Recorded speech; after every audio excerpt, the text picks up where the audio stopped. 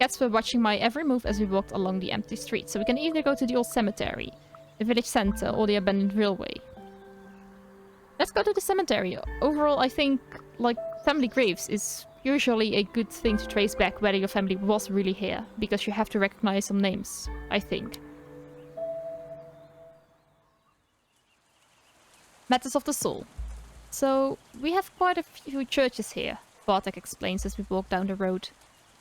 Two Orthodox, one Catholic, and even one Baptist church, he said, as though there's something in common. So, it seems like a lot of churches. Couldn't they just all use one building, I asked? Oh, I never thought about that, he paused.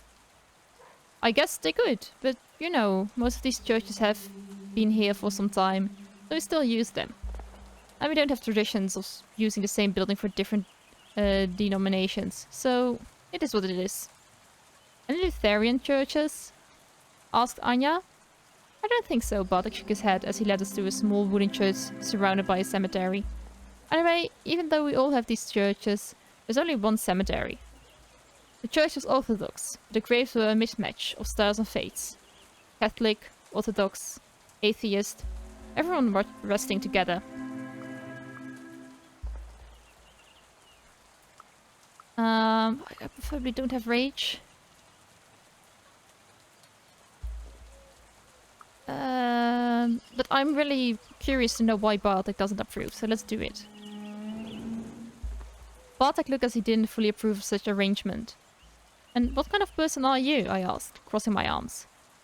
Bartek blinked. Me? Catholic, of course. Of course. He looked at the cemetery. For a moment he seemed lost in his thoughts. All of my family lies here, he said.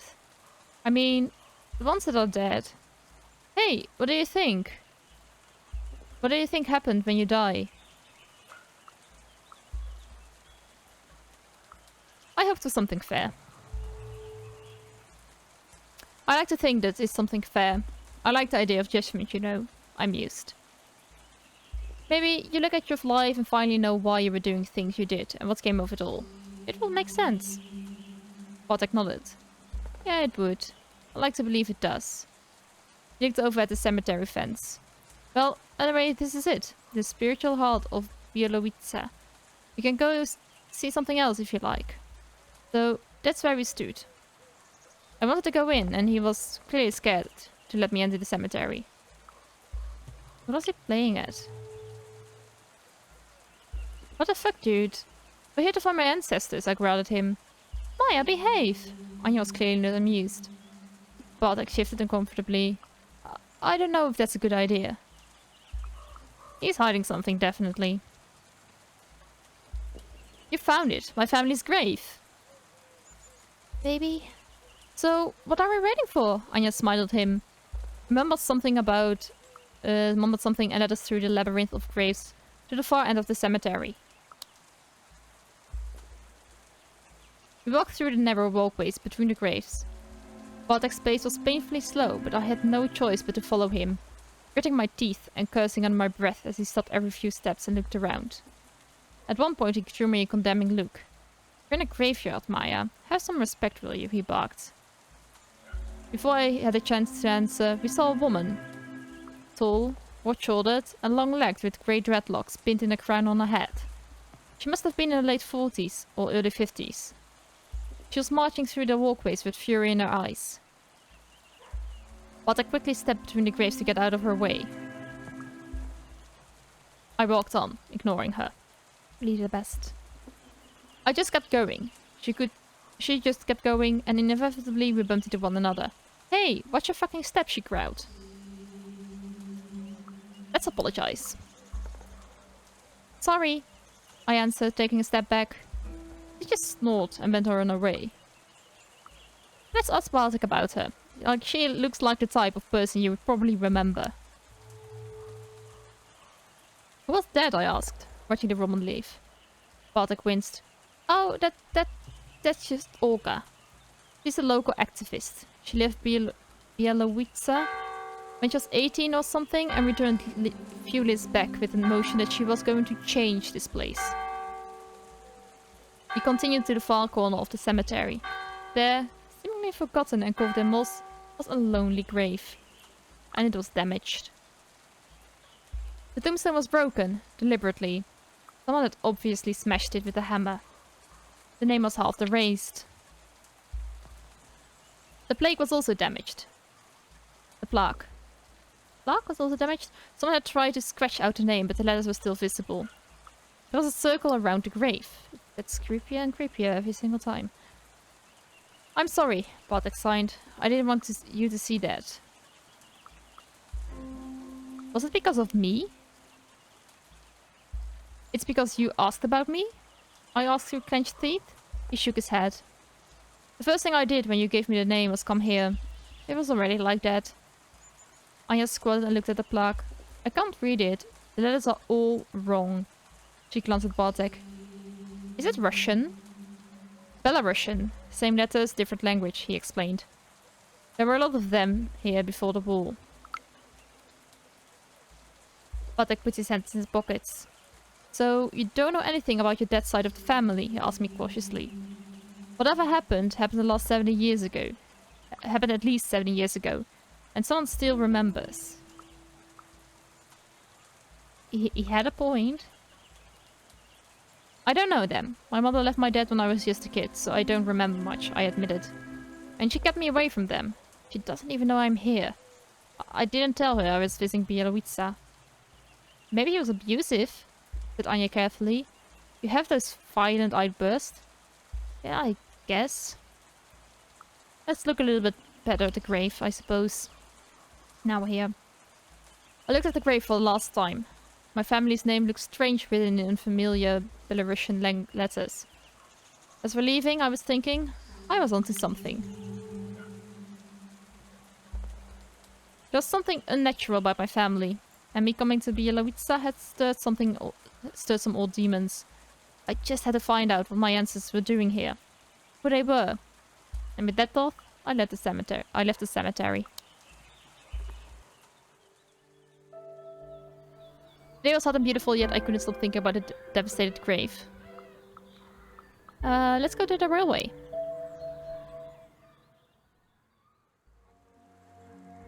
Bartek wants to show us the most picturesque spot in the area, said Anya. Maybe that's not the right word, he said, frowning. Well, it's not like that's beautiful, but it has, you know, an atmosphere, a climate. Ambiance? Ambiance, Anya said in the same moment as I, and we laughed. Ambiance! Bartek smiled, visibly relieved. I mean ambiance. We ended up on the abandoned tracks. We soon left the village behind and ended up on some abandoned railway tracks. The perfect place to meet a serial killer, I grumbled, looking at the overgrown tracks disappearing among the trees. But with the slow, winding river a stone's throw away, and the long, drooping branches of the old tree shading the unused railway, the place really was picturesque. The bees buzzed around us, and the birds sang like there was no tomorrow, and the fragrance of herbs hung thick in the air. My head was spinning. Ooh, did we remember the song?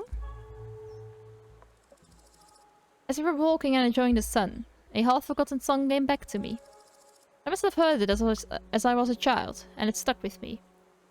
I didn't understand the words, but the melody seems fitting for the occasion. And I started humming it. As I walked, I started humming and working on it until the melody felt right. After a while, Anya joined me and we just walked, humming and playing with the tune. Bartek just laughed. Trust me, it's better that I don't sing. When we entered the dense copse, we noticed a woman standing among the trees. Hello, Bartek, she said. She was stunning.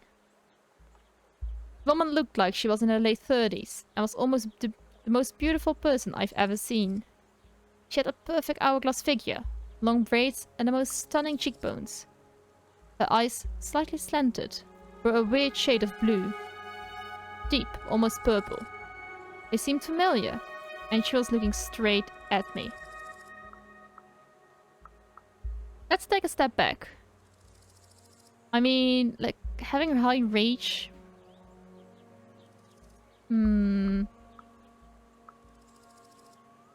I mean, if she's familiar, we probably want to prevent her, so taking a step back might be not the worst. I felt a sudden, sharp pang of fear and took a step back. Hello, Elisabetta Danilovna? What a name, answers Bartek. I could hear something in his voice. Was it fear? Respect? Anger? I couldn't place it. She smiled. I'm Lisa, she said, looking at Anya and then again at me. And you must be Bartek's pen pal, I assume. The one who is searching for her ancestry.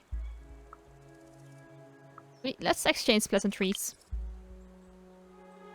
Lisa asked whether I liked it here, what I'd seen, and how long we were planning to stay. Do you mind if I join you? Asked.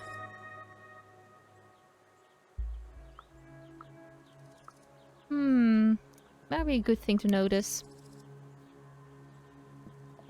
So, what's the story with you two? I asked Bartek. She's from around here, he shook his head. But she helps with the protests. You know, Lisa turned to me, the protest against the logging that his father so eagerly promotes. Bartek winced. And snapped, I guess. Sorry, shouldn't we coexist within the forest? That means taking what we need to survive, just as everything does. 6,000 trucks of wood isn't taking what you need, kid. He threw me a glance, looking for help. Logging in a national park? How can they log trees in a national park? I asked. They don't, Bartek said. It's just near the park's borders. If it was about local action, there wouldn't be a problem, Anya chimed in. But it isn't. Giant corporations are at work here with heavy machinery. Ask your friend about his father's money and his clients. Lisa shrugged. Bartek stomped away. I shrugged and followed him. Lisa followed me. And we walked the narrow path. The path was so narrow for all of us to walk together, so at some point I found myself walking with Lisa, who would squat from time to time to collect some herbs. So, you're looking for your roots, she says after a while. Why? I need to know the whole story. There's a story here, and I need to hear it, I answered honestly. Sit down with me. She nestled among the roots of an old tree, reaching into a basket and took out a blunt. Let's have a smoke and I'll tell you a story. She noticed I hesitated. You need to hear it.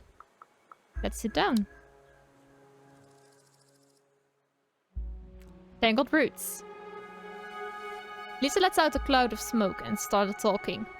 From what I've learned from Bartek's grandma, you're asking the wrong questions about the wrong people. Why shouldn't I be asking about my family? I was asking about my family, I pointed out. But not the right branch of family, she said. Your grandfather wasn't from this village. This is a tainted land, girl, she continued. So much blood was spilled that Pusesa was almost lost her mind. I guess that is his grandmother. Pusesa was one of the words for the forest. Polish had a lot of those, but she used them in a weird way. Why do you call the forest Pusesa? Isn't less the right word? I call her Pusesa because it's her proper name, she huffed. Las is to Pusesa what a dog is to a wolf. Domesticated, enslaved, used. Pusesa is the primeval forest, one untouched by humans, primal, strong and feared. There was admiration in the voice, and I realized that the words sounded like a rustle of leaves, like the wind. Pusesa? As I was telling you, Pusesa almost went mad, and it's not wise to wake those spirits, especially not now. What spirits? You mean the dead? I asked. She looked at me with those uncanny eyes. Her gaze was almost unbearable, hard with anger, smoldering somewhere deep within it, ready to jump at my throat. And then, suddenly something changed. Lisa sighed heavily. You have no idea, do you? About what? What do you mean? I asked. So, you have no idea who you are, she stated. Nobody told you what it's like here, during the war and after it. Her eyes lost focus as though she was looking at something only she could see. In 1939, when the war broke out, First came the Germans, and then the Russians. You know, they actually worked together. Stalin never forgot that he was beaten by the Poles in 1920. Shot me a glance. I didn't really care, but I nodded politely. Oh, you have no idea what I'm talking about. It doesn't matter, really. He took a drag. Anyway, many of millions lives later, Stalin and Hitler stopped sleeping together, so to speak, and the Germans came. And then the Russians again. And then there were the forest soldiers.